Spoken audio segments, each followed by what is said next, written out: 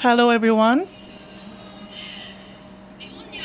There are many enthusiastic Rotarians in Japan, but unfortunately, very few female members.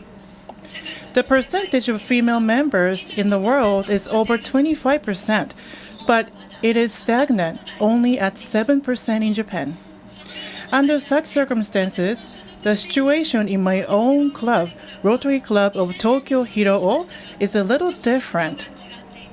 Established in 2000, half of the 32 members are female, and the membership consists of multiple generations from their 20s to 90s, and currently there are members from 6 different countries. Members of the other clubs often say to me, "Your club looks diverse and fun." But a few years ago, I had an experience that made me think about what an inclusive club really is.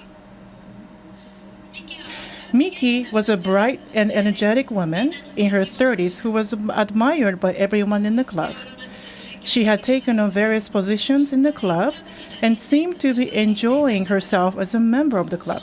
So everyone was really surprised when she said she would like to leave the club only 1 year after joining.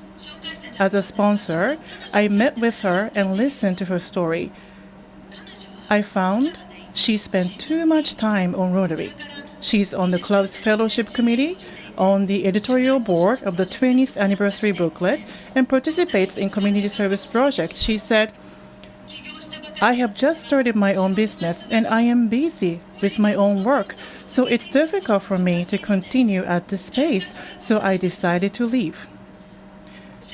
Miki has a strong sense of responsibility and wanted to fulfill her role as much as the other members.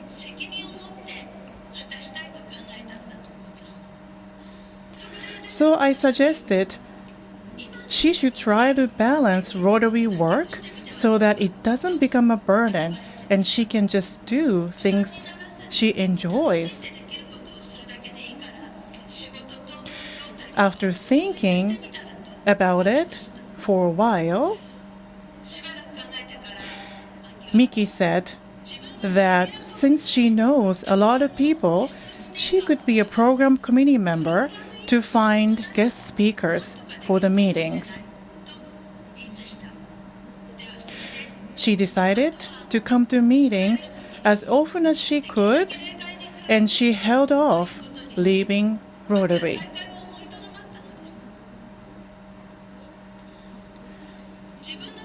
Because Miki became able to participate in Rotary at her own pace, her Rotary activities became more enjoyable despite her busy work schedule. 3 years later, her work is on track. She has more time than before, and she's now the program chair, leading new members and doing very well.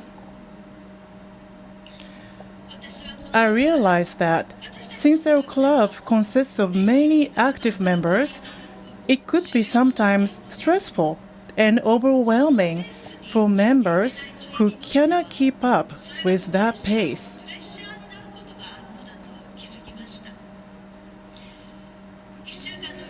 There are members who can spend time on Rotary every day, and there are others who can only dedicate a few hours a week.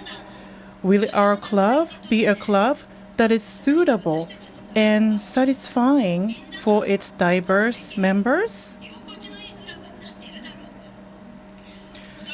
Does each member fully demonstrate their individuality? This experience made me think fully.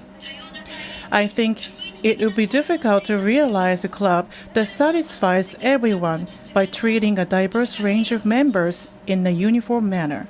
I feel that it is important for us to be more careful and attentive to every single member of the club.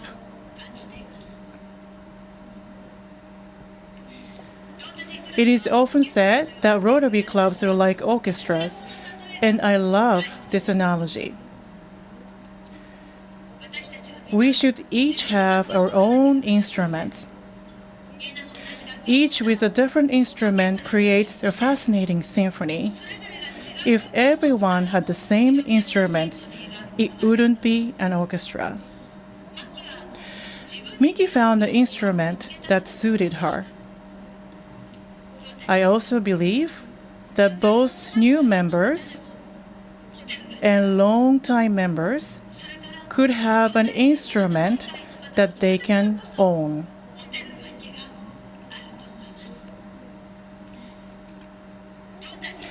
There is no retirement in Rotary. Let us not become an audience, but become members of the orchestra with own instruments. And let's encourage clubs to play a wonderful symphony in time with President's baton.